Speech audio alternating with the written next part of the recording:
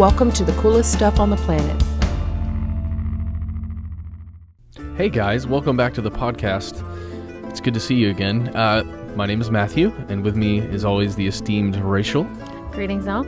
So today we're going to go back to Rome, and we're going to check out the Trevi Fountain. It's the largest fountain in all of the city, all of Rome. It was designed by Nicola, I guess you can say it both ways, Niccolo Salvi, and was finished in 1762. Nice.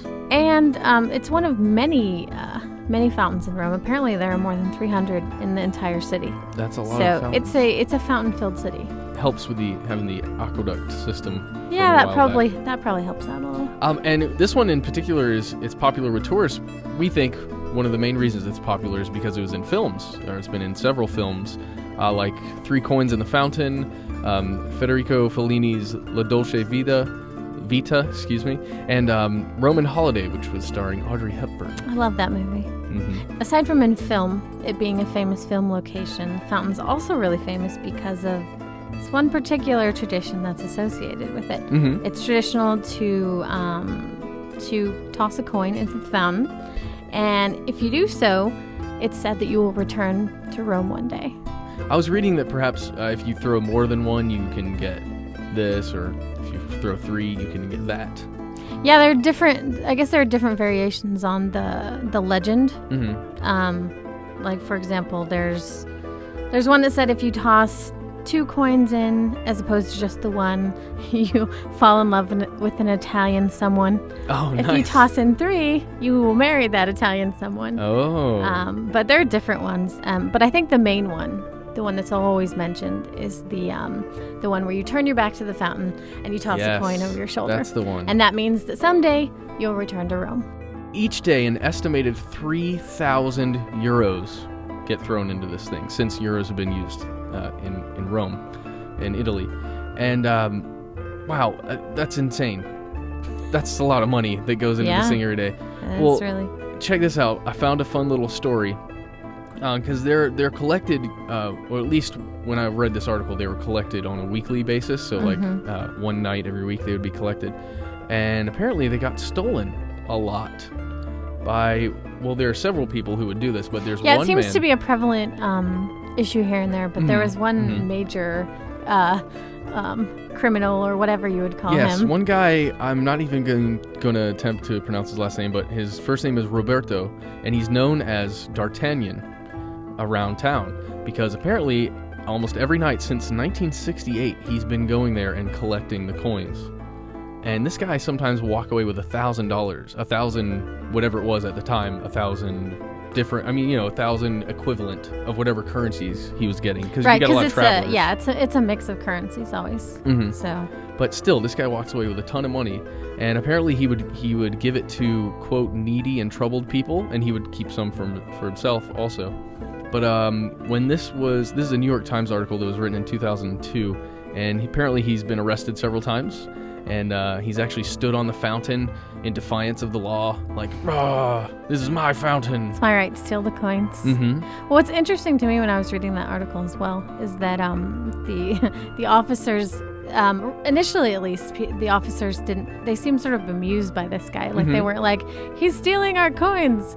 They were like, well, this guy is, interesting fellow. Like, he's almost like a local legend in some ways. Because a lot of these officers grew up having him around. I mean, this guy's been doing it since 68. Yeah, it's like a tradition. But let's talk a little bit about this design of the fountain. Okay. So like I said, it is Baroque, which means it's extremely elaborate. You have marble, you have statuary, you have all of these opulent details, which make it really, really neat to look at. And the basic design is that you have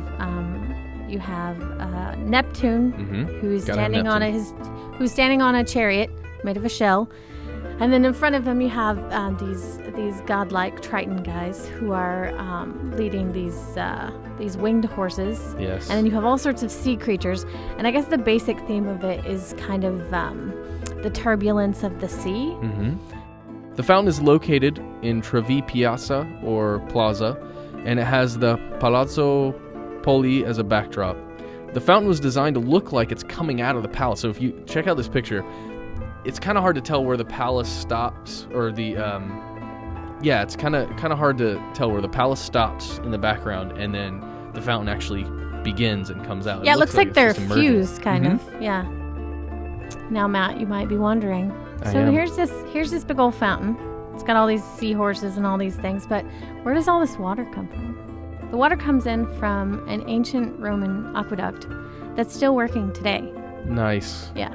It's called the Aqua Virgo, and it was originally built in 19 BC. Mm-hmm. So that's some good plumbing. Jeez Louise, yeah, that's serious. I mean, to be fair, it was restored various times over the years, but still, that's pretty cool. I'm extremely impressed, nonetheless. Now, as enticing as it may seem with all these aqueducts and all this water that looks so just refreshing on a hot Roman day, guess what? You can't swim. Sorry, pal. Nope. No swimming in this fountain. Not allowed. It's guarded all the time now, probably because of our friend D'Artagnan. The coin stealer. I would say, because, again, that article was written in 2002, and he has been arrested a couple times, so I'm assuming that it's because of him. But yeah, you'll be heavily fined if you want to take a dip in this water. So I would not do it unless you want to follow in D'Artagnan's footsteps. But we would not recommend that. HowStuffWorks.com does not recommend swimming in the Trevi Fountain. So one more piece of interesting trivia about this fountain, Matt. So you have people enjoying the fountain, sightseeing, sometimes stealing coins. But sometimes there's also some random vandalism. Oh, that's not nice. Yeah, so in 2007, and just recently in, I think, the end of June of this year, 2010, someone dyed the water of the fountain red. What? I think it was sort of supposed to be like a performance art kind of thing, but in 2007, so the water was completely red.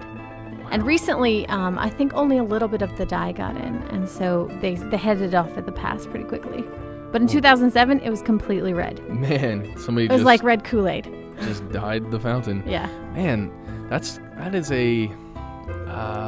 took a lot of gumption. That's a special way to run up there and do that. To pay tribute to the fountain. Yeah. Oh, so we don't recommend doing that either. No, please don't. Blue would be much nicer than red. So blue Kool-Aid. Or grape. Grape is nice. Yeah. Especially if it tasted really nice. So if you actually put Kool-Aid into it, then everyone could enjoy it. Although I understand that the water from the aqueduct is not drinkable. So probably not advisable. All right. Yeah, fine. bummer. Ruin the Sorry, fun, Matt. Rachel. Sorry. Gosh. All right. Well, also, this is important, everybody. We're going to leave you with this. The best time to go see the fountain is at night. That's what everybody says. Well, partially because it's not so darn hot, but mostly because of the lighting on this thing. Just they've done a really great job lighting it, and the way the shadows play off of all the different creatures and the gods. It's really cool. And also because it's less crowded. Yes. During the day, apparently it's a madhouse. Yeah. So, just a thought. Might want to go at night. Absolutely. So I guess that's it for the Trevi Fountain. Well, I think that's a wrap on the Trevi Fountain. And before we go, we are going to read a little bit of, what do we like to call it, Matt? The human mail. Human mail. Mail from humans. Cue fun sound. Thanks, Lizzie. Oh, love that. All right. Now, disclaimer before I read this fella. This email has a lot of words in it that I don't know how to pronounce. Okay. So I'm going to do the best I can and hope that our viewer who wrote in does not hate me for the bad pronunciations. He won't hate. All right. Here we go. So it says, "Hi, I'm Jom from the Philippines, an avid listener of the podcast Coolest Stuff on the Planet. Every week, I make it a habit to update the podcast, and I never get tired of watching/listening to each episode over and over again. You two, Matt and Rachel, make a crazy, splendid duo." Man, I'm flattered. That warms the cockles of my heart. It almost hurts. It feels so good. Flattery is always welcome. So he says, "Thanks, guys, for your episodes on Japan, my father's homeland. I've been there when I was a kid, and I never set foot again. I barely remember what Japan was like. I hope I can visit Japan soon and see my father in Tokyo." Oh, that's cool. One more thing. I wish you could feature our beautiful country in your podcast. The Philippines has a lot to offer. Coron, Batanes, Tabataha Reef, Vigan, Corregidor, and many more. Featuring our Country in Your Podcast future episodes would be greatly appreciated, and my fellow Filipinos would be really happy and proud. Thanks in advance. Smile. He wrote that one out. Wow. That smile. Wow. So yeah, and then he just says one thing. He wrote, thank you very much and long life in Filipino. I'm not going to attempt to read it, but it looks very interesting and I wish I could pronounce it. That's so nice. Yeah, so thanks for that, Joe. Yeah, thank you. And we definitely have the Philippines on our list, on our ever growing list. But all these places are on there, so we hope to be able to visit them soon one day. We will. At least virtually. You just wait. You just wait by your laptop or your iPhone, and we will send it to you. We're going to get our Philippines on. Yes, we will. And anything else, Matt, before we go? I think that's it. Right. Enjoy yourselves. We'll see you soon. For more on this and thousands of other topics, visit howstuffworks.com and let us know what you think. Email travelpodcast@howstuffworks.com. Don't forget to check out our other podcasts, free on iTunes.